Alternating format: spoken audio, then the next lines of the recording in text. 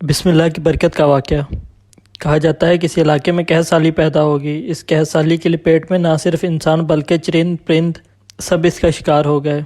مویشی مالکان بے حد پریشان تھے۔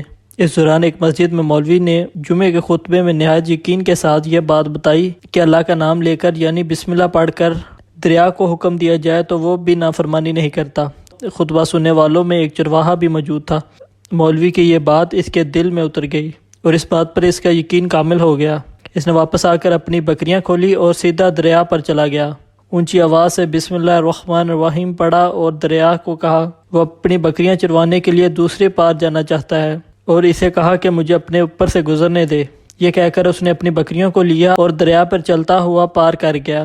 دریا کے دوسری طرف کا علاقہ گھاس سے بھرا پڑا تھا۔ درختوں کے پتے بھی سلامت تھے کیونکہ کسی کو یہاں تک آنے کی رسائی نہیں تھی۔ اس نے خوب اچھی طرح اپنی بکریوں کو سیر کروایا اور واپس لوٹ آیا۔ پھر یہ اس کا معمول بن گیا۔ وہ بکریاں پار چھوڑ کر واپس آ جاتا اور شام کو جا کر بکریاں واپس لے آتا۔ اس کی بکریوں کا وزن دگنا چگنا ہو گیا۔ لوگ چونک گئے اور اس سے پوچھا کہ وہ اپنی بکریوں کو کہاں کھلاتا ہے۔ وہ سیدھا سادہ اور صاف دل نوجوان تھا۔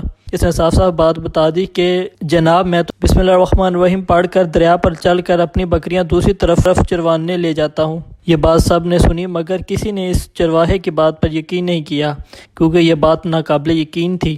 مگر بات ہوتے ہوتے مولوی صاحب کے پاس پہنچ گئی۔ مولوی صاحب نے اس چرواہے کو بلایا اور سارا ماجرا پوچھا۔ اس چرواہے نے مولوی صاحب کو ہی حوالہ بنا لیا کہ میں تو آپ کا شکر ادا کرنا چاہتا تھا۔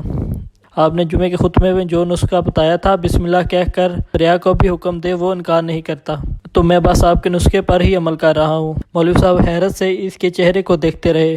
مولوی صاحب نے کہا بھائی صاحب ایسی باتیں تو ہم ہر جمعے میں کرتے ہیں، فقط ان کا مقصد لوگوں کا ایمان بنانا ہوتا ہے، مگر بکریوں والا ڈٹا رہا۔ میں تو بسم اللہ کہہ کر پانی پر چلتا ہوں اور بکریوں سمیت پانی پار کر جاتا ہوں۔ آخرکار مولوی صاحب نے صبح خود یہ تجربہ کرنے کی ٹھانی، جسے دیکھنے چرواہے سمیت پورا علاقہ بھی آ گیا۔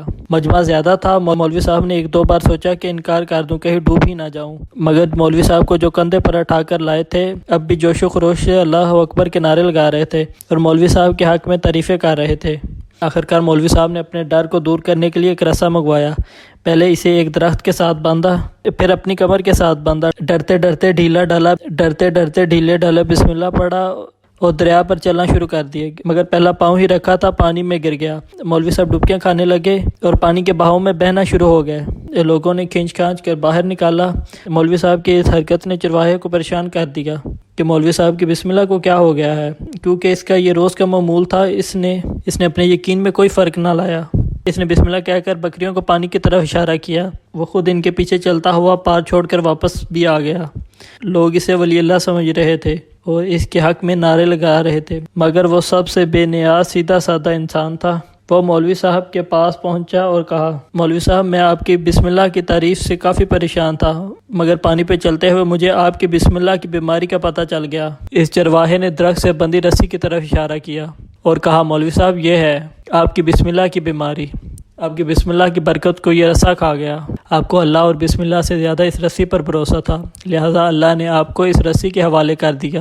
پھر کہنے لگا مولوی صاحب آپ بھی کمال کرتے ہو، میں نے آپ کے منہ سے سنا اور یقین کر لیا اور میرے اللہ نے میرے یقین کی لاج رکھ لی، مگر آپ نے اللہ کا کلام سنا مگر یقین نہیں کیا، لہٰذا آپ کو اللہ نے رسوا کر دیا۔ محترم عزیز دوستو، یہی کچھ ہمارا حال ہے۔ ہماری نمازوں اور ہماری دعاؤں کا حال بھی یقین سے خالی ہے۔